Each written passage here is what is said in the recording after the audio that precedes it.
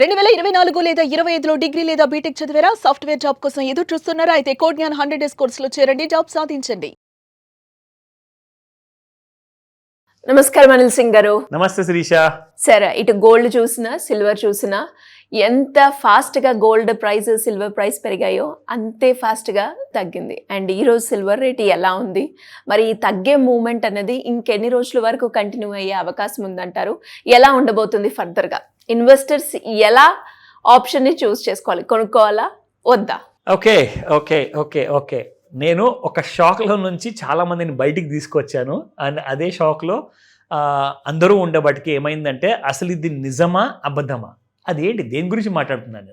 Silver moment గురించి మాట్లాడుతున్నాను, ఇంకేది లేదు. మన ప్రపంచంలో ఇప్పుడు మనందరికీ చుట్టూతా 360 డిగ్రీస్లో కనిపిస్తుంది సిల్వర్ ఒకటే. ఇక్కడ ముఖ్యంగా ఏంటంటే 4,27,000 4,27,000 రూపీస్ నేను హై చూసా. చాలామంది చూసారో లేదో నాకు తెలియదు. అక్కడ 6% 9% కైండ్ ఆఫ్ అప్పర్ సర్కిట్ అనమాట. అప్పర్ సర్కిట్ అంటే కొనేవాళ్ళు వేల మంది, అమ్మేవాడు ఒక్కడు కూడా లేడు. నీ దగ్గర ఎంత సిల్వర్ ఉంది ఖాన్ అని చెప్పేసి ఒక డైలాగ్ ఉంది కదా సినిమాలో, మన రామ్ చరణ్ గారి సినిమాలో. సో ఆ టైపులో నువ్వు ఎంత సిల్వర్ అమ్మితే నేను అంత కొనుక్కోవడానికి రెడీగా ఉన్నానని చెప్పేసి రెడీగా కొనుక్కునే వాళ్ళు నిలబడి ఉన్నారు. అమ్మేవాళ్ళు ఒక్కడు కూడా లేరు. 4,27,000 జరిగింది ఏంటో చెప్తా. అప్పుడు చాలామంది ఫోన్ చేసి అడుగుతున్నారు. లైక్ అందరికి ఒక మాట చెప్పా. 2 రోజుల ముందు నేను చెప్పానండి సిల్వర్కి పిచ్చెక్కింది అని. 2 రోజుల తర్వాత 4,27,000 ఉన్నప్పుడు నేను అన్నాను పిచ్చి ముదిరింది దీనికి. అసలు ఇలా పెరిగిపోతుందండి, నాకు అర్థం కాదు. వాట్ బేసిస్ ఏముంది దానికి? అసలు మీరు ఎలా క్యాలిక్యులేట్ చేశారో నాకు చెప్పండి. గంటకి 9%, 10% పెరిగిపోవడం అంటే నిజంగానే ప్రపంచంలో మరి అంత వాల్యుయేషన్ పెరుగుతుందా అంటే? అవునండి, మరి డాలర్లో పెరిగింది కదా, డాలర్లో పెరిగితే ప్రపంచం అంతా పెరిగినట్టే కదా. దాన్ని పట్టుకున్నాం మనం అందరం. కానీ మీకు ఒక మాట తెలుసా, సిల్వర్కి వాల్యుయేషన్ ఉంది, లేదని లేదు, నేను కాదనట్లేదు. కానీ ఒక valuation right kind of intrinsic value ఎలా డిరైవ్ చేస్తారు దాన్ని, ఆ డిరైవ్ చేయడానికి కొన్ని పారామీటర్స్ ఉంటాయి. దాన్ని మీరు క్యాల్కులేట్ చేయాలి, దాని ప్రకారంగా అది బయటకు వస్తుంది అనమాట, దాని వాల్యూ అనేది. ఏమి లేకుండా రోజు 30%, 20%, 30%, 20% పెరుగుకుంటూ పోతే నిజంగా అంత డిమాండ్ ఉందనుకుంటున్నారా? అది జనాల్ని ఇరికించే ట్రాప్ డాలర్లో స్టార్ట్ అయ్యింది. పాపం గంగిగోల్ లాంటి మన రూపాయి అది కూడా డాలర్ని ఫాలో అవ్వక తప్పదు. ఎందుకంటే ఇంటర్నేషనల్ మార్కెట్లో ఉన్న ధరలన్నీ ప్రపంచంలో ఉన్న అన్ని దేశాలు ఫాలో అవ్వాలి. సో డాలర్లో బాగా పెరుగుతున్నప్పుడు ఏం జరిగింది, అసలు ముఖ్యమైన కారణం ఏంటి, ఎందుకు తిరిగి కింద పడింది అన్న కారణం అందరూ వెయిట్ చేస్తున్నారు. చాలా మందికి ఈ కారణం తెలిసి ఉంటుంది ఈ పాటికి, బట్ నిజమేంటో నేను చెప్తా. ఓకేనా? సో ట్రంప్ గారు పెద్దసారి ఎవరైతే ఉన్నారో, నేను షూట్ చేసేస్తా, కాల్ చేస్తా, మీ దేశాన్ని తీసేసుకుంటా, మీ రాష్ట్రపతిని నేను ఎత్తుకుంటా అని చెప్పేసి ఎన్నో స్టేట్మెంట్ ఇచ్చారు. ఆయన చెప్పినట్టుగా కొన్ని జరిగాయి, అన్ని జరగలా. గ్రీన్లాండ్ నువ్వు ఇవ్వకపోతే నేను మిలిటరీ దాడి చేసి తీసుకుంటా అన్నారు. తర్వాత నేను $700 బిలియన్ ఇచ్చేసి నేను కొనుక్కుంటాను. ఇవన్నీ జరగలేదు. జరిగింది ఏంటంటే ఇవన్నీ కూడా ఎంతోమంది విన్నారు ఈ మాటని, కానీ గమనించలేదు చాలామంది ఈ విషయానికి. అది ఏంటో తెలుసా, చిన్నప్పుడు నేను ఒక స్టోరీ విన్నా. మా నాన్నగారు చెప్పేవారు, ఒక చిన్న పిల్లోడు ఏంటంటే బాగా కోతి చేష్టలు చేసేవాడు అనమాట. అంటే బాగా చిన్న పిల్లోడు కాబట్టి బాగా అందరినీ బాగా విసిగించేవాడు. అదిగో ఊర్లో వాళ్ళందరికీ కూడా భయపెట్టేవాడు అనమాట. అదిగో పులి, ఇదిగో పులి అని చెప్పేసి.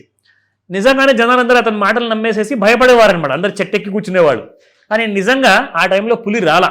అలా ఒకటికి 10 సార్లు 10కి 100 సార్లు చెప్పేసరికి వీడు పిచ్చోడు, వీడిగా మారడు, వీని మాట మనం ఎందుకు నమ్మాలి అని చెప్పేసి ఊరంతా మానేసిందంట వాడి మాట నమ్మడం. ఒకరోజు నిజంగానే ఆ పిల్లోడికి పులి కనిపించింది.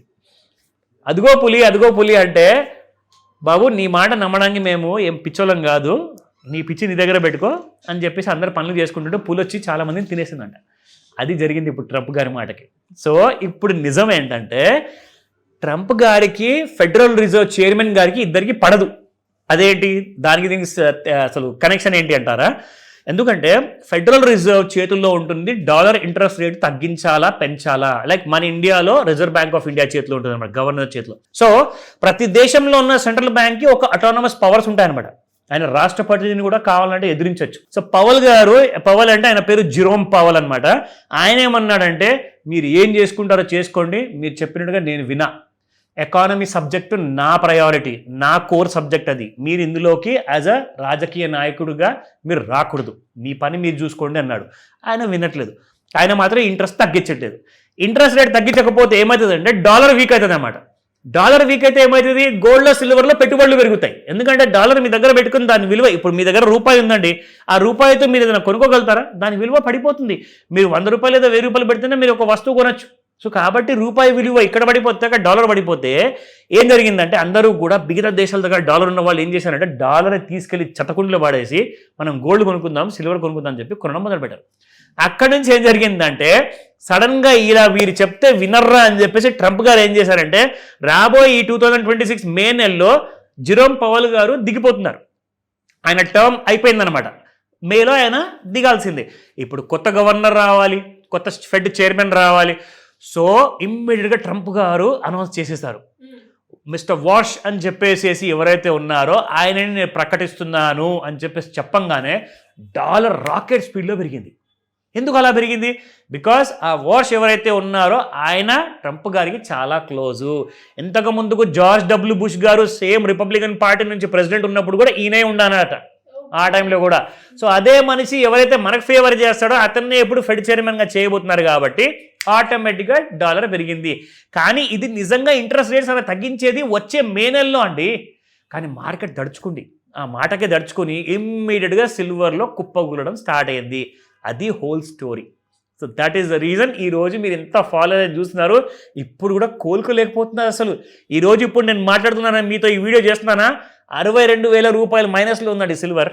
సో జస్ట్ ఇమాజిన్ ఎలా ఉండబోతుంది ఈ రోజున, ఆ విషయాలను చూద్దాం. First of all so spot సిల్వర్లో చూసుకుంటే $320 నిన్నుంటే ఇవాళ $300 ఉంది, మైనస్ బై 20 రూపీస్. సో ఇక్కడ ఇప్పుడు కూడా నా నోటి నుంచి డాలర్ వస్తుంది అనుకుంటా. సో చూసారా, అంత అలవాటు అయిపోయింది జనాలకి. సో ఇక్కడ చూసుకుంటే ఎలాంటి కైండ్ ఆఫ్ మూవ్మెంట్ మనకి సిల్వర్ ఇన్ హైదరాబాద్ గత 10 రోజుల్లో ఉంది అన్న విషయం మీకు ఇక్కడ తెలుస్తుంది. సో 24 జనవరి నుంచి 2 ఫిబ్రవరి వరకు 3,650, 3,850, 4,000, 4,250 వరకు వెళ్ళిన సిల్వర్ కాస్త పడిపోయి ఎన్ని రోజులు పడిపోయింది? 1, 2, 3, 4 రోజులు. సో జస్ట్ 4 డేస్లో పెరిగిన సిల్వర్ కాస్త మళ్ళీ అక్కడికే వచ్చేసింది. 427 అంటే 4,27,000 నుంచి ఇవాళ 2,30,000 వచ్చేసింది. ఆల్మోస్ట్ 2 lakhs పడింది. 50% ఫాల్. సో ఇంకా ఎంత పడబోతుంది అనేది మనకి ఇక్కడ లెవెల్స్ చూస్తే తెలిసిపోతుంది. దానికంటే ముందు ఒకసారి చార్ట్స్ చూద్దాము ఏమంటున్నాయి. ఇక్కడ మీరు చూసుకుంటే ఎక్కడో పైన గాల్లో తేలుతున్న రేట్స్ కాస్త మన చార్ట్స్ కూడా చూపించలేకపోతున్నాయి నిజంగా చెప్పాలి అంటే. సో కంప్లీట్గా గ్యాప్ డౌన్ ప్రస్తుతానికి నడుస్తుంది. సో ఎలాంటి టూల్ కూడా ప్రస్తుతానికి పని చేయదు. అదేంటి మరి ఇన్ని రోజుల నుంచి టూల్ని నమ్మమని చెప్పారు కదా అంటే ఈ మూమెంట్ ఉంది బాబు. ఎగ్జాక్ట్లీ ఈ మూమెంట్ లోనే అది పని చేయదు. న్యూస్ డామినేట్ చేస్తున్నప్పుడు టెక్నికల్స్ పనికి రావు, గుర్తుపెట్టుకోండి ఈ మాట. ఎందుకంటే టెక్నికల్స్ పని చేయాలి అంటే అంత కూల్గా ఉండాలి, రిలాక్స్గా ఉండాలి. ఆ టైంలోనే మీకు టూల్స్ పని చేస్తాయి. ఎందుకంటే ప్రతిదానికి ఒక లిమిటేషన్ ఉంటుందండి. ఆ లిమిటేషన్ దాటి మరీ పడిపోతున్నాయి అంటే మనమేం చేయలేం కదా. పెరిగిపోయేటప్పుడు కూడా టూల్స్ పని చేయాలా. ఎందుకంటే గంటకి 10% పెరిగితే హౌ ఇస్ ఇట్ పాసిబుల్ చెప్పండి నాకు అసలు. సో కాబట్టి ప్రస్తుతానికి మార్కెట్లో కాస్తంత దూరం ఉండి చూడండి. ట్రేడర్స్కి నేను చెప్తాను. బట్ స్టిల్ మీకు లెవెల్స్ కావాలా, మీకు ఒక ఐడియా ఇస్తాను. ఇక్కడ చూడండి, ఇక్కడ మనం చూసుకుంటే దాదాపు 2,33,000 మైనస్లో ఉందండి. This is silver mega lot. And 2,78,435 ఇది అసలు మర్చిపోండి. ఇప్పట్లో అయితే మళ్ళీ దీని దగ్గరలో వస్తుందో లేదో మనకు తెలీదు. 2,84,826, 2,97,609 3 రెసిస్టెన్సెస్ చూసుకున్నామా. నా 2,59,261 సపోర్ట్ 1, సపోర్ట్ 2 చూసుకుంటే 2,46,478, 2,40,087. కానీ ఇప్పుడు ప్రస్తుతానికి 2,30,000లో ఉంది. ఈ థర్డ్ సపోర్ట్ కూడా దాటి కింది గోతుల్లోకి వెళ్ళిపోయింది, పాతాళంలోకి వెళ్ళిపోయింది. ఏం చేయాలి? వెయిట్ చేయండి అని చెప్తాను. ఇంకా తగ్గుతుందా సార్? తగ్గే అవకాశాలు కనపడుతున్నాయి. అంటే మీరేమన్నా నెంబర్ చెప్పగలుగుతారా సార్? ఈ రేంజ్ మధ్యలో ఉంటుందా? సి ఇది రికమెండేషన్ కాదు. ఒకవేళ మీరు నంబర్ అడిగారంటే నేను జస్ట్ ఒక ఎడ్యుకేటివ్ ఇన్ఫర్మేషన్ కోసం మాత్రమే చెప్తున్నాను. బేసిక్గా ఏంటంటే 1,53,000 ఒక చాలా స్ట్రాంగ్ సపోర్ట్ అనమాట. కానీ అక్కడ దాకా వచ్చే అవకాశాలు చాలా తక్కువగా ఉన్నాయి. 2 లక్షలు లేదా 2,25,000 ఆగాలి. సో కాబట్టి మీరు చేయాల్సిందల్లా ఏంటంటే మిమ్మల్ని అందరినీ భయపెట్టడానికి నేను చెప్పట్లేదు. అక్కడ దాకా రావచ్చు నాకు తెలీదు. బట్ సపోర్ట్స్ ఉన్నాయి అక్కడ. సో జాగ్రత్తగా ఏదైనా చేయాలి అనుకుంటే మాత్రం కాసంత దూరంగా ఉండండి. ఫ్రెష్ పొజిషన్స్ తీసుకునే ముందు ఏదైనా డౌట్స్ ఉంటే కాల్ చేయండి, తప్పకుండా హెల్ప్ చేస్తా. ఎందుకంటే ఇలాంటి క్రైసిస్లో మీకు హెల్ప్ చేస్తాను తప్పకుండా. Thank you so much. Welcome Sirisha.